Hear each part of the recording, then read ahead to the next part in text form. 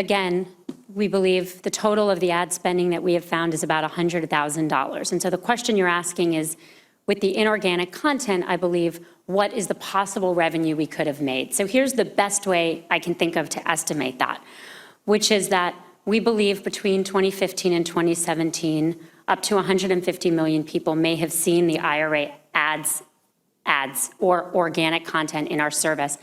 And the way our service works is ads don't run attached to any specific piece of content, but they're scattered throughout the content.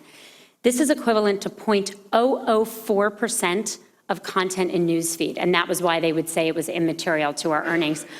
But I really want to say that from our point of view, Senator Harris, any amount is too much. But if I may, just so I'm clear about your response.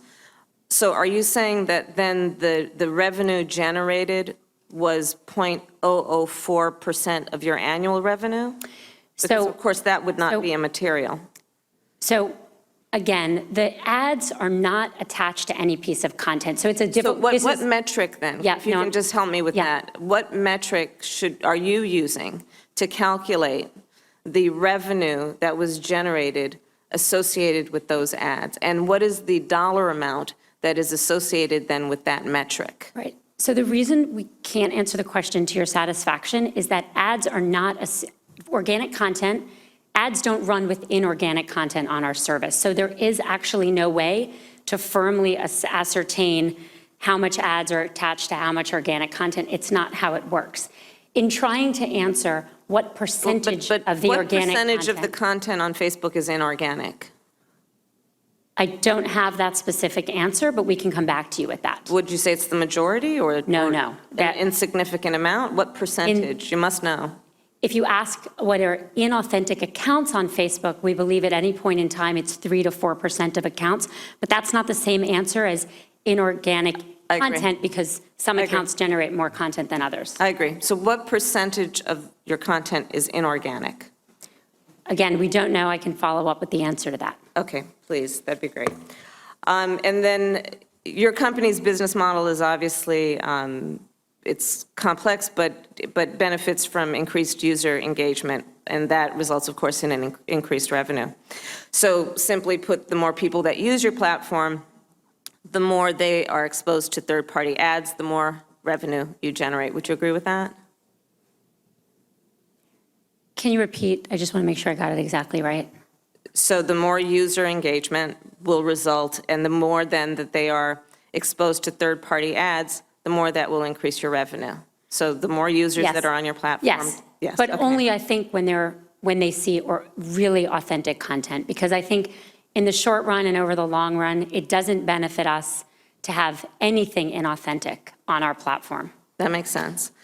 In fact, in the first quarter of 2018, the number of daily active users on Facebook rose 13%, I'm told, and corresponding ad revenue grew by half to $11.79 billion. Does that sound correct to you? Sounds correct. And then would you agree that I think it's an obvious point, that the more people that engage on the platform, the more potential there is for revenue generation for Facebook? Yes, Senator, but again, only when the content is authentic. I appreciate that point. And so a concern that many have is how you can reconcile an incentive to create and increase your user engagement when the content that generates a lot of engagement is often inflammatory and hateful. So, for example, Lisa Marie Nordet, a researcher at Oxford Internet Institute, she says, quote, "The content that is the most misleading or conspiratorial, that's what's generating the most discussion and the most engagement. And that's what the algorithm is designed to respond to." So my concern is that according to Facebook's community standards, you do not allow hate speech on Facebook. However, contrary to what we have seen, on June 28, 2017, ProPublica report found that Facebook's training materials instructed reviewers to delete hate speech targeting white men, but not against black children, because black children are not a protected class. Do you know anything about that, and can you talk to me about that? I do, and what that was I think a bad policy that's been changed, but it wasn't saying that black children, it was saying that different groups weren't looked at the same way, and we've fixed it. But isn't that the point- concern with hate, period, that not everyone is looked at the same way? Well, hate speech is against our policies, and we take strong measures to take it down. We also publish publicly what our hate speech standards are. We care tremendously about civil rights. We have worked very closely with civil rights groups to find hate speech on our platform and take it down. So when did And you that- address that policy? I'm glad to hear you have. When was that addressed?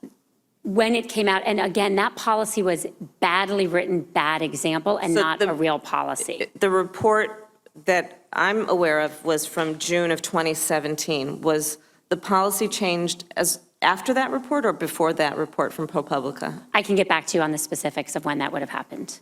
You're not aware of when it happened? I don't remember the exact date. Do you remember the year?